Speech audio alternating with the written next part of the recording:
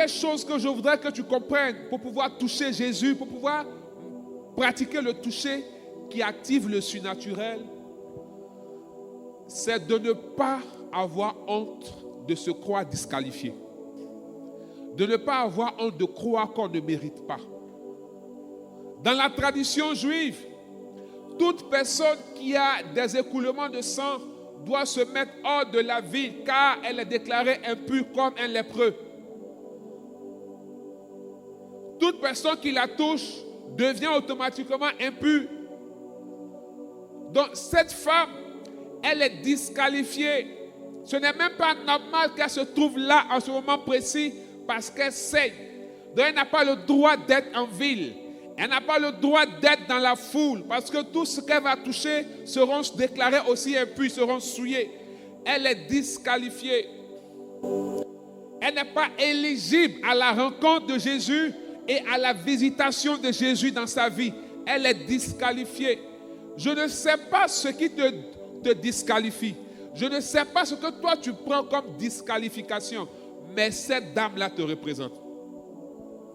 Le fait qu'elle soit disqualifiée ne l'a pas rendue incapable d'avoir son miracle. Être disqualifié ne veut pas dire que tu n'es pas éligible. Alléluia. Je reprends. Être disqualifié ne veut pas dire que tu n'es pas éligible. Est-ce que tu m'as compris? La dame a compris que selon la loi juive, elle était disqualifiée. Mais selon le plan miséricorde de Dieu, elle était éligible. Alléluia. Maintenant, comment manifester et jouir de l'élection qui est sur sa vie? Ça dépendait d'elle. Elle a cru, en la miséricorde de Dieu, comme Hébreux 4,16 le dit, approchez-vous avec assurance du trône de la grâce. Elle s'est approchée. Mais avant de s'approcher, elle a cru. La Bible dit, elle s'est dit en elle-même, si seulement je pouvais toucher la frange de son vêtement, je serais guérie. C'est parce qu'elle a nourri en elle cette intention, elle a eu l'assurance en elle qu'elle a pu poser l'action. Puisqu'elle savait que si les gens l'attrapaient et les gens voyaient ses saignements, ils allaient l'amener très loin. Donc déjà, c'est un gros risque. Je veux la guérison. Je crois que Jésus peut me guérir. Je le suis en cachette. Mais si j'essaie de le toucher, que les gens me voient, mon espérance est morte totalement, c'est fini. On va me dire de partir très loin. Je n'ai plus l'opportunité de le voir, de le rencontrer. Elle a pris un risque. Un gros risque. Le risque pour son miracle. La première clé pour pratiquer le toucher qui envoie le miracle, c'est de savoir que même si quelque chose peut nous disqualifier, nous demeurons toujours éligibles à la grâce de Dieu. Arrête de te condamner toi-même. Nous n'avons pas la cause précise selon les Écritures de la situation de la dame. Ça pourrait être une mauvaise vie. Ça pourrait être des pratiques qui ont créé cette situation. Qu'est-ce qui fait que toi, tu te crois disqualifié? Comme j'ai fait ceci, Dieu ne peut pas me bénir. Comme j'ai fait cela, Dieu ne peut pas m'aimer. Comme j'ai fait ceci, si je prie, Dieu ne va pas agir. Cette femme était disqualifiée. Peut-être toi aussi, il y a une situation de ta vie qui te disqualifie. Mais ce soir, je suis venu te dire que tu es éligible à la grâce. Alléluia. Amen.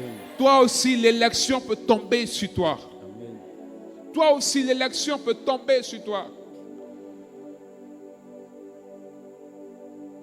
Ce 9e mois qui vient de passer a été un mois d'instruction, d'enseignement et de grande espérance pour moi.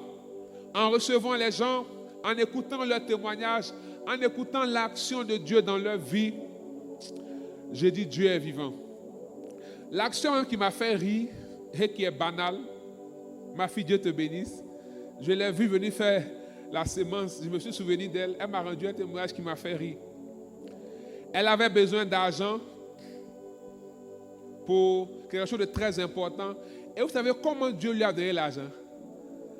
Dieu lui a donné l'argent en la faisant gagner à la tombola. Alléluia. Dieu l'a fait gagner à la tombola de manière imprévue. C'est ça, non? C'est-à-dire, elle s'en va, quelqu'un la regarde, dit, tiens ce ticket-là, on ne sait jamais. Et c'est ce ticket-là qui a gagné. Alléluia. Si tu peux acclamer Jésus.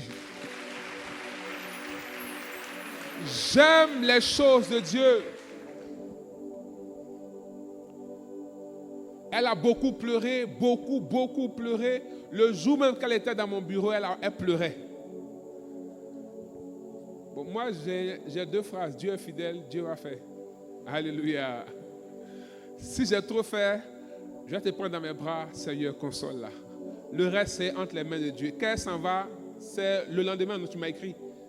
Ah, papa, voilà ce qui s'est passé. Il dit, waouh, alléluia. Alléluia. Ce qui m'a édifié, c'est que ce jour-là, j'avais envie de lui dire, ma fille, t'inquiète pas, tel jour passe prendre l'argent. Mais l'Esprit dit, ferme ta bouche. Et j'ai fermé ma bouche. Parce que Dieu voulait lui montrer qu'il est un papa responsable et qu'il est fidèle.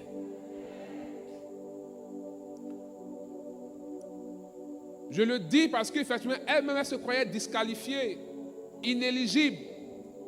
Qui se croit disqualifié ici? Qui croit qu'il n'est pas éligible à la grâce de Dieu? Qui croyait?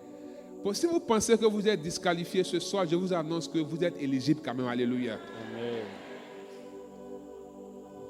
C'est ce que cette femme a compris. Et cela a nourri en elle l'espérance et l'assurance et l'a poussée à l'action. Mais pourquoi elle peut croire que si seulement je touchais son vêtement? Mais elle a entendu dire que ce gars-là, il guérit les malades, il délivre. Elle a entendu des choses dites d'un certain Jésus. Elle a parcouru des villes et elle est arrivée là. Elle a entendu dire. Qu'est-ce que toi tu as entendu de Jésus? Parfois même, qu'est-ce que tu as vu Jésus faire dans la vie d'un proche? Mais à cause de ton sentiment de disqualification, à cause de l'impression que tu as d'être disqualifié, à cause de l'impression que tu as que toi, Dieu ne peut plus t'aider, tu ne t'approches pas, tu n'oses pas demander, tu n'oses pas essayer. Bien-aimé, je déclare qu'il y ait un or dans ta vie au nom de Jésus. Amen. Pendant que cette année, il n'était pas prévu que le miracle arrive, on dit que oh, Dieu avait prévu un autre plan. Alléluia. Amen. Je déclare qu'après ceci ouvert, il y a des or dans nos vies dans le nom de Jésus. Parce que Jésus ne l'avait pas prévu dans son plan. Jésus ne l'avait pas prévu dans son plan. Mais elle avait prévu Jésus dans son plan. Alléluia.